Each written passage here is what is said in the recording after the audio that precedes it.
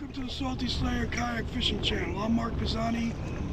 Today is Sunday, May 31st. I just launched a kayak out of Glen Island Park in New Rochelle, New York. Water temperature is 60.6 degrees. The air temperature is 55 degrees. Winds are forecast at 5 to 10 miles an hour. Out of the north-northwest, becoming westerly in the afternoon. Today I'll be targeting striped bass in the western Long Island Sound. I'll see if I mark any fish just outside of the Glen Island approach.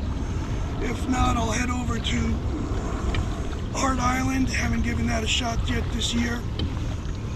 And if that doesn't work out, because the winds are favorable, I'll work my way over to Execution Rocks and give that another try. I was there on Friday. Nothing to report.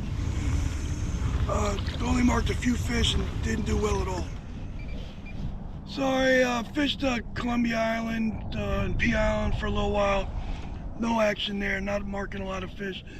I just got over to Hart Island. I'm going to switch to the tube.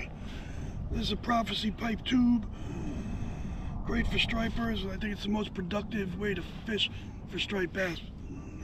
So I'm going to be trolling shallow water and anywhere from 10 to 25 feet around Hart Island, mostly on the east side of the island. I marked a few fish just as I arrived here. So let's see how it goes. Out here trolling tube and worm at Hart Island. Not marking very many fish, but we'll see how it goes. But I wanted to show off my brand new rod and reel combo that I'm using out here today. If you watched the first two videos on the channel, you saw that I was trolling with a Shimano Trevala PX 6'6" medium heavy jigging rod, and that rod is great for trolling, tandem Mojos that are heavy, even single Mojos, but it's a little heavy fighting the fish.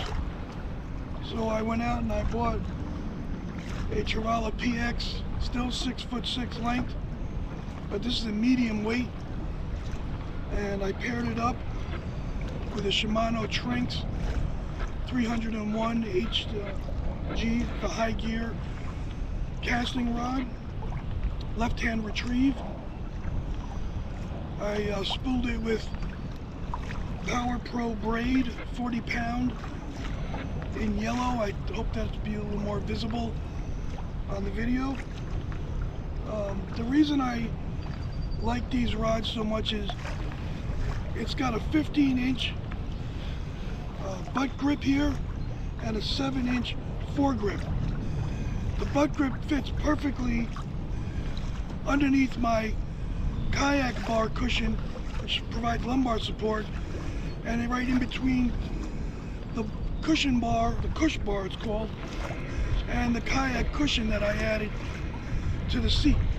So it fits secure in there. I can troll hands-free if I want to, but I typically will hold the rod with one hand on the foregrip with my thumb right on this slanted portion of the top of the rod grip.